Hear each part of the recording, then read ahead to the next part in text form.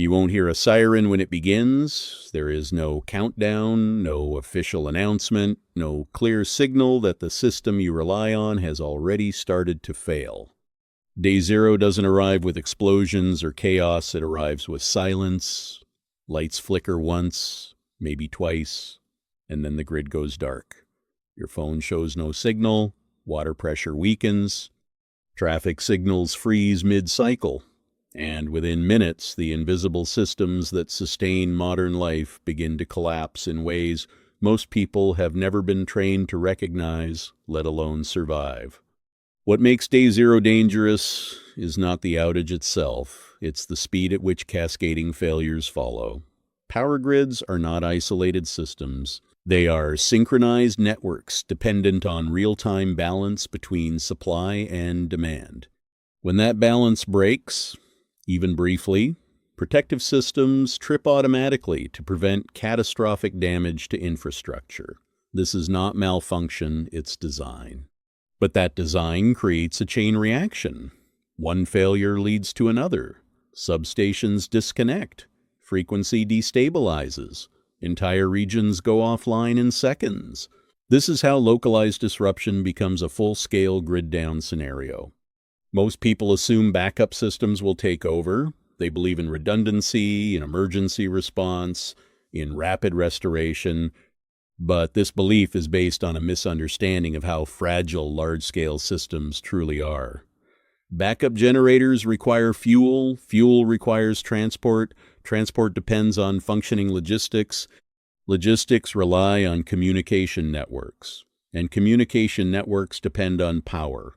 When one system fails, it doesn't just weaken the others, it isolates them. The result is not a temporary inconvenience, it is systemic paralysis. The hidden science behind this lies in interdependency theory, a concept well known in infrastructure engineering but rarely understood outside it. Modern cities are not resilient by default, they are efficient. Efficiency removes redundancy, it eliminates excess, it optimizes for normal conditions, but in doing so it creates vulnerability.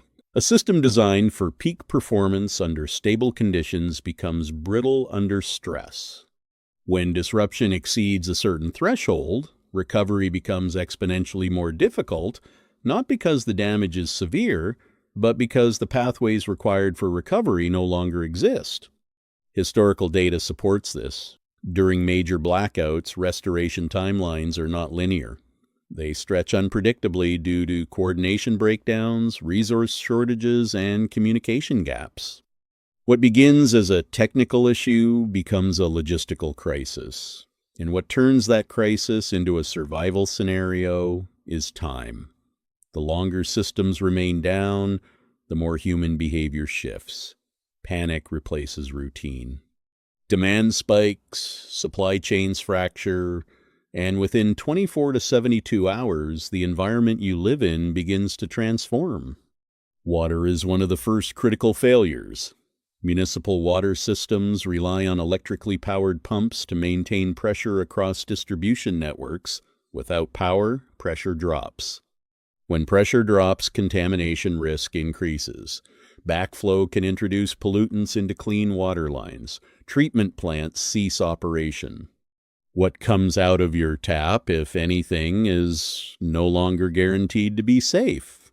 This is where most people make a fatal mistake. They assume water availability equals water safety. It does not. The science of water purification becomes the dividing line between survival and exposure. Boiling, filtration, chemical treatment, these are not optional skills. They are essential processes rooted in microbiology and chemistry.